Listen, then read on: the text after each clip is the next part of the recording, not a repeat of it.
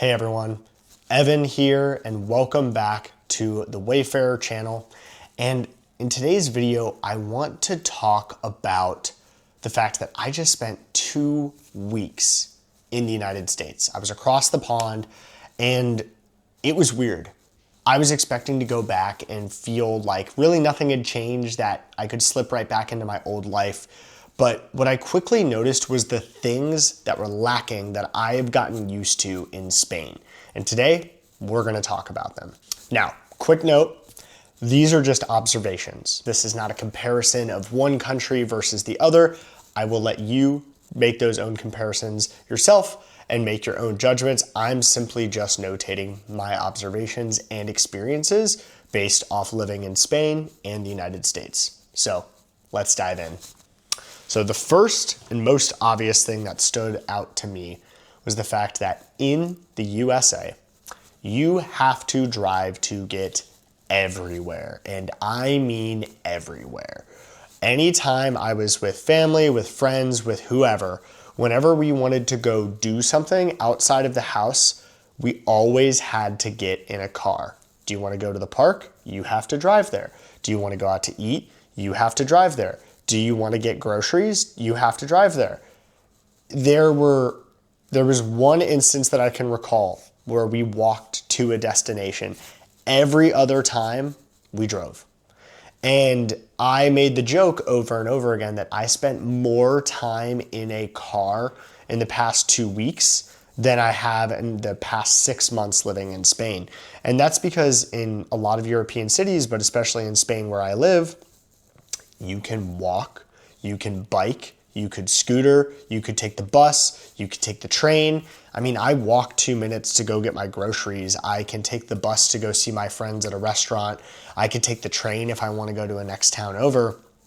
And they're very pleasant forms of transportation versus the kind of mental stress that comes with driving all the time. It's that unseen toll where you have to be mentally aware all the time. And suffice to say, I don't miss it. There was a reason I sold my car before I moved to Spain, because I don't miss driving.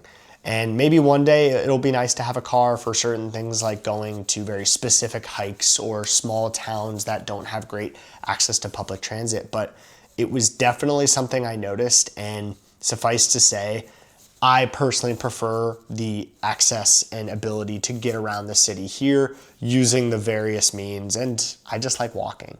The next thing I want to talk about is that in Spain, the days feel longer. And I'm not just talking about time. It feels like there's more time in a day to live life. And I'm going to use the cars as an example for what I mean. So in the US, when you need to go do something, part of the time it takes to do it is how long it takes to get there. So if I need to go to the doctors, go to work, go to the vet, or go see friends, part of that time there is baked in to transit there. And typically I have to drive. And the most I can do in that driving time is maybe listening to an audiobook, maybe a podcast, maybe have a conversation with someone, but that's about it. I can't really do a whole lot else. And in Spain, I think the reason the days feel longer is because you don't really need to calculate a lot of that excess time. And when you do need to go somewhere, you can still use that time for something that you care about. So let's say I want to go visit my friends who live about 30 minutes away from me. I walk to the train station, I get on the train, and from there I can read a book, I can maybe journal.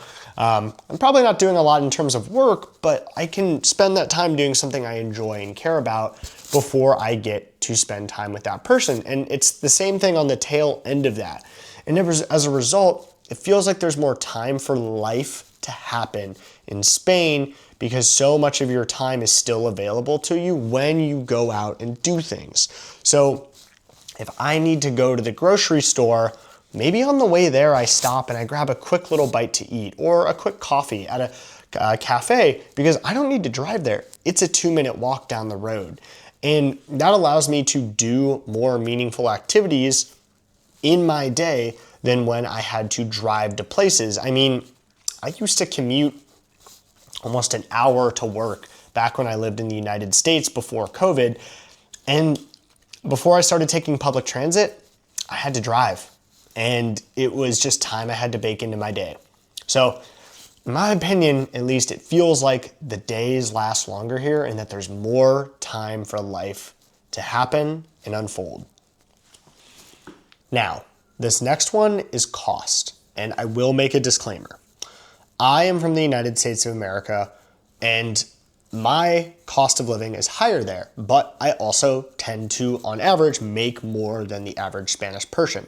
So as a result of living in Spain, that does skew the way I look at things. However, I did want to note that things like going out to eat really shocked me in the US. I was pretty surprised with how much it kind of hurt again to go back to the US and see the prices for things. You know, a cocktail or a glass of wine was like at least 10, maybe 15 USD.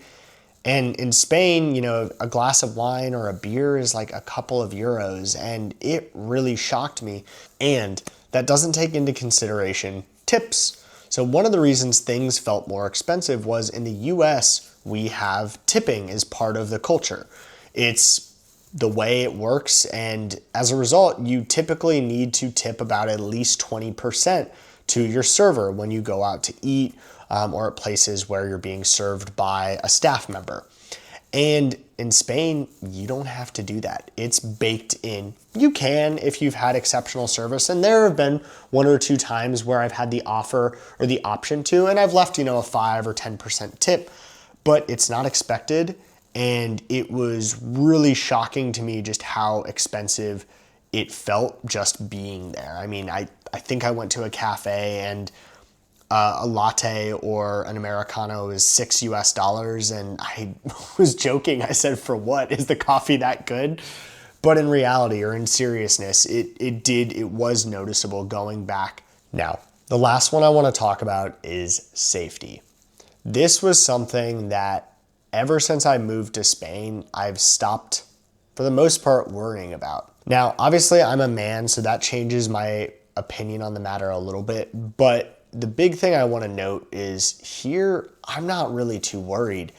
I feel pretty safe and secure walking around, whether it's in the early morning or at night, and I'm never worried about things like gun violence or really just that much crime or activity in general. Now, that's not to say that it doesn't happen here, but in my experience, it hasn't happened to me, and I haven't seen any major events that have happened since I moved to Spain, and it does feel a lot lighter. I feel really good about going to large festivals or parades and not worrying about something crazy happening, you know, that is, you know, potentially going to damage many people's lives.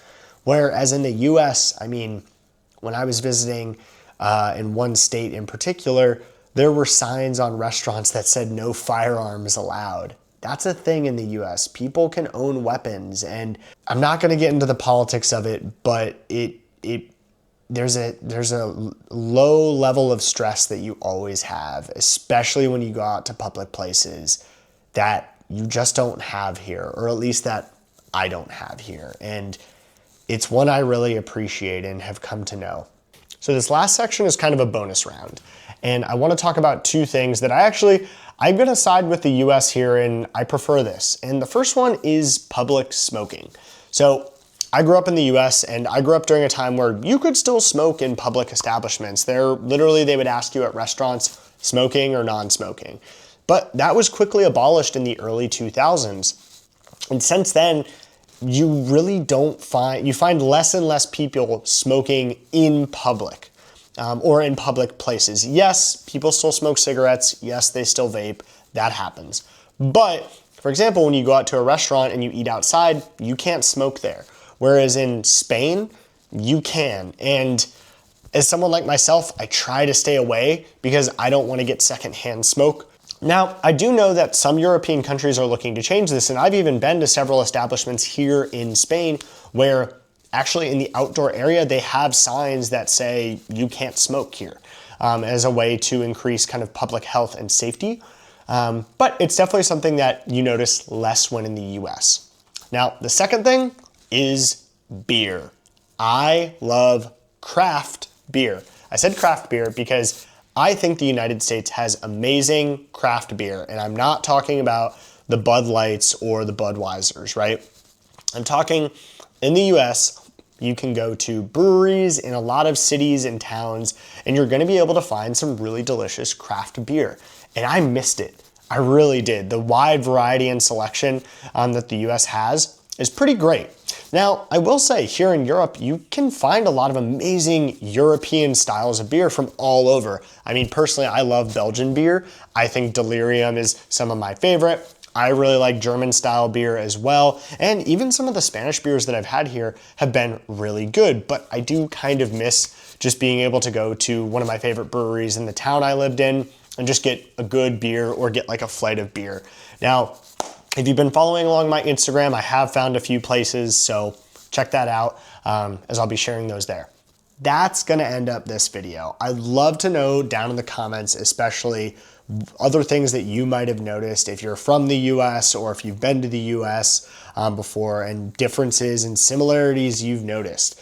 I would like to make some of these more videos in the future, but we'll see how you guys like it. So in the meantime, if you're new here, please hit that subscribe button. It really helps me out a lot.